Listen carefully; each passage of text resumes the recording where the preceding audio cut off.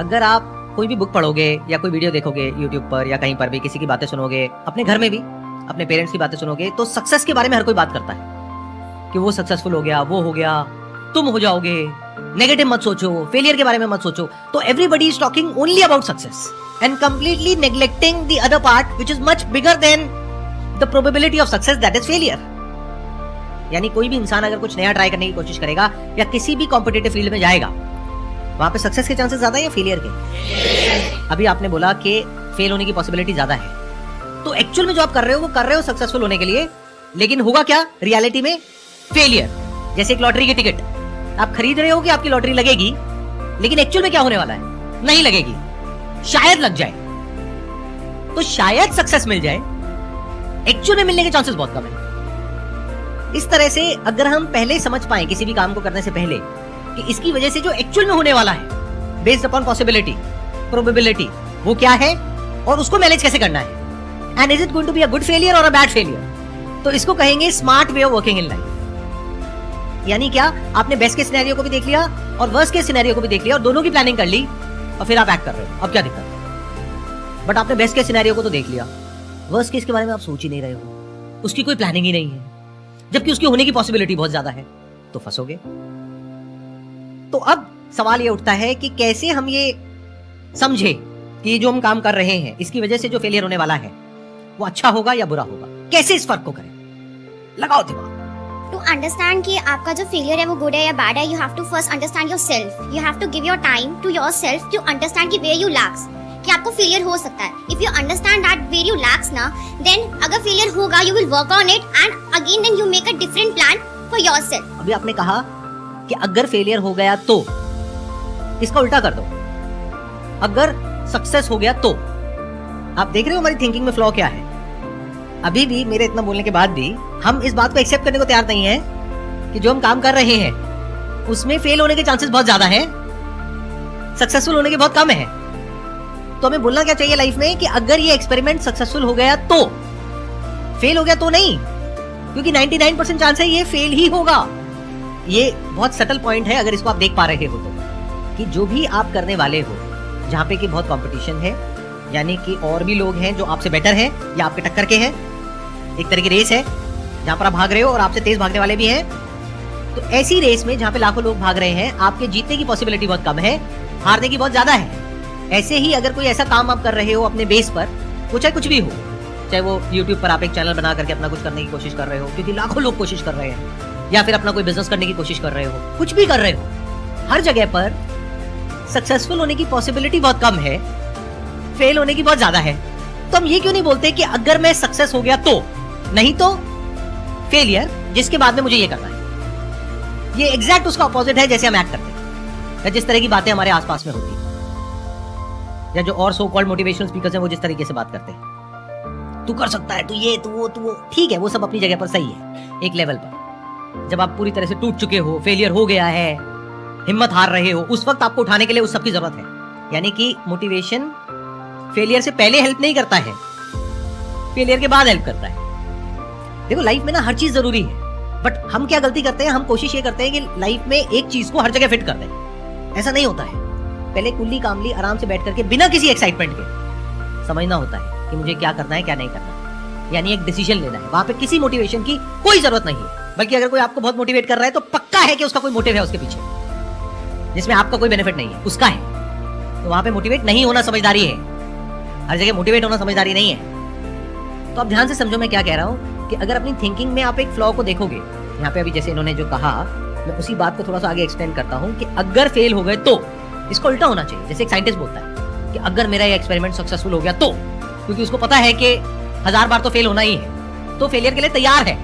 But हम लोग failure के लिए तैयार ही नहीं है। फेलियर के बारे में बात करने से भी हमको डर लगता है, हमको, हमारे घर वालों को, आसपास में लोगों को कोई बैकअप प्लान ही नहीं होता है बहुत लोगों के पास। तो क्या ये सही तरीका है लाइफ में आगे? अगर आप कोई भी बुक पढ़ोगे या कोई वीडियो देखोगे यूट्यूब पर या कहीं पर भी, किसी की बातें सुनोगे, अपने घर में भी अपने पेरेंट्स की बातें सुनोगे, तो सक्सेस के बारे में हर कोई बात करता है कि वो सक्सेसफुल हो गया, वो हो गया, तुम हो जाओगे, नेगेटिव मत सोचो, फेलियर के बारे में मत सोचो। तो everybody is talking only about success and completely neglecting the other part which is much bigger than the probability of success that is failure. यानी कोई भी इंसान अगर कुछ नया ट्राई करने की कोशिश करेगा या किसी भी कॉम्पिटिटिव फील्ड में जाएगा, वहां पे सक्सेस के चांसेस ज्यादा है या फेलियर के? अभी आपने बोला कि फेल होने की पॉसिबिलिटी ज्यादा है, तो एक्चुअल में जो आप कर रहे हो वो कर रहे हो सक्सेसफुल होने के लिए, लेकिन होगा क्या रियलिटी में? फेलियर। जैसे एक लॉटरी की टिकट आप खरीद रहे हो कि आपकी लॉटरी लगेगी, लेकिन एक्चुअल में क्या होने वाला है? नहीं लगेगी, शायद लग जाए। तो शायद सक्सेस मिल जाए, एक्चुअल में मिलने के चांसेस बहुत कम है। इस तरह से अगर हम पहले समझ पाए किसी भी काम को करने से पहले कि इसकी वजह से जो एक्चुअल में होने वाला है, बेस्ड अपॉन पॉसिबिलिटी, प्रोबेबिलिटी, वो क्या है और उसको मैनेज कैसे करना है, and is it going to be a good failure और अ बैड फेलियर, तो इसको कहेंगे smart way of working in life. यानी क्या, आपने बेस्ट के सिनेरियो को भी देख लिया और वर्स्ट के सिनेरियो को भी देख लिया और दोनों की प्लानिंग कर ली और फिर आप एक्ट कर रहे हो। अब क्या दिक्कत है? बट आपने बेस्ट के सिनेरियो को तो देख लिया, वर्स्ट केस के बारे में आप सोच ही नहीं रहे हो, उसकी कोई प्लानिंग ही नहीं है, जबकि उसकी होने की पॉसिबिलिटी बहुत ज्यादा है, तो फंसोगे। तो अब सवाल ये उठता है कि कैसे हम ये समझे कि जो हम काम कर रहे हैं इसकी वजह से जो फेलियर होने वाला है वो अच्छा होगा या बुरा होगा, कैसे इस फर्क को करें? लगाओ दिमाग। टू अंडरस्टैंड कि आपका जो फेलियर है वो गुड है या बैड है, you have to first understand yourself. You have to give your time to yourself to understand कि वेयर यू लैक्स, कि आपको फेलियर हो सकता है। If you understand that where you lacks ना, देन अगर फेलियर होगा you will work on it and again then you make a different plan for yourself. अभी आपने कहा कि अगर फेलियर हो गया तो, इसका उल्टा कर दो, अगर सक्सेस हो गया तो। आप देख रहे हो हमारी थिंकिंग में फ्लॉ क्या है? अभी भी मेरे इतना बोलने के बाद भी हम इस बात को एक्सेप्ट करने को तैयार नहीं है कि जो हम काम कर रहे हैं उसमें फेल होने के चांसेस बहुत ज्यादा हैं, सक्सेसफुल होने के बहुत कम है। तो हमें बोलना क्या चाहिए लाइफ में कि अगर ये एक्सपेरिमेंट सक्सेसफुल हो गया तो, फेल हो गया तो नहीं, क्योंकि 99% चांस है ये फेल ही होगा।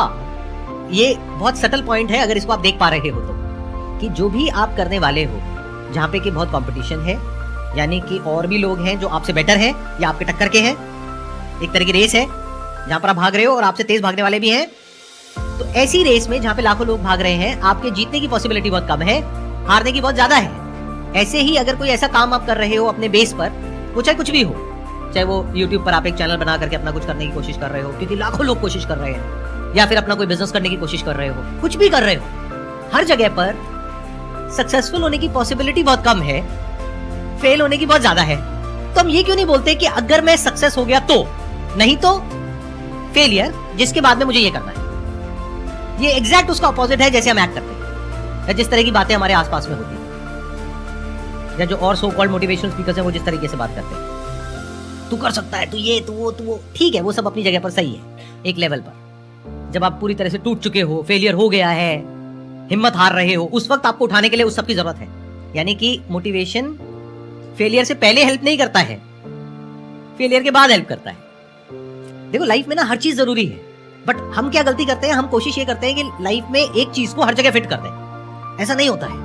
पहले कुल्ली कामली आराम से बैठ करके बिना किसी एक्साइटमेंट के समझना होता है कि मुझे क्या करना है क्या नहीं करना है, यानी एक डिसीजन लेना है। वहां पे किसी मोटिवेशन की कोई जरूरत नहीं है, बल्कि अगर कोई आपको बहुत मोटिवेट कर रहा है तो पक्का है कि उसका कोई मोटिव है उसके पीछे, जिसमें आपका कोई बेनिफिट नहीं है, उसका है। तो वहां पे मोटिवेट नहीं होना समझदारी है, हर जगह मोटिवेट होना समझदारी नहीं है। तो आप ध्यान से समझो मैं क्या कह रहा हूँ कि अगर अपनी थिंकिंग में आप एक फ्लॉ को देखोगे, यहाँ पे अभी जैसे इन्होंने जो कहा, मैं उसी बात को थोड़ा सा आगे एक्सटेंड करता हूँ कि अगर फेल हो गए तो, इसको उल्टा होना चाहिए। जैसे एक साइंटिस्ट बोलता है कि अगर मेरा ये एक्सपेरिमेंट सक्सेसफुल हो गया तो, क्योंकि उसको पता है कि 1000 बार तो फेल होना ही है, तो फेलियर के लिए तैयार है। बट हम लोग फेलियर के लिए तैयार ही नहीं है। फेलियर के बारे में बात करने से भी हमको डर लगता है, हमको, हमारे घर वालों को, आसपास में लोगों को, कोई बैकअप प्लान ही नहीं होता है बहुत लोगों के पास। तो क्या ये सही तरीका है लाइफ में आगे? नहीं ना। तो तरीका क्या होना चाहिए? इसको उल्टा कर दो कि अगर मैं फेल हो गया तो नहीं, अगर मैं सक्सेसफुल हो गया तो ये हो सकता है। बट उसको सोच करके ज्यादा खुश नहीं होना है, क्योंकि वो होने की पॉसिबिलिटी बहुत कम है। तो वहां पे एक्साइटेड नहीं होना है। तैयारी किसकी करनी है? फेलियर की, कि अगर नहीं हुआ तो मैं क्या करूंगा। That must be very clear. अगर ये प्लानिंग करने के बाद में आप एक्शन ले रहे हो, कोई भी काम कर रहे हो, and if you are okay with it, that is a good failure, because you have already taken that into account. Plus ये भी सोचो कि वो फेलियर मुझे काम कैसे आएगा। यानी कि अगर मैं कहीं पर जाता हूँ, जॉब के लिए अप्लाई करता हूँ, क्या ये जो मैंने 4 साल बिताए, क्या ये वहां पर काम आएगा? अगर आएगा तो that is a good failure.